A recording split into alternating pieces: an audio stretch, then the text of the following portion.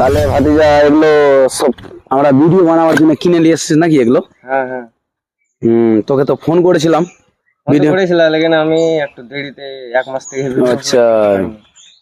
তাহলে এটার দাম কত নিয়েছে কাকা? নিচে দাম ছিল 2000 টাকা, তো আমি 1600 টাকা পেয়েছি।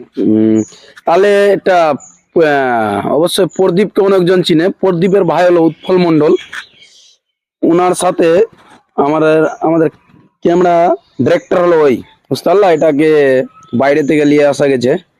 হুম।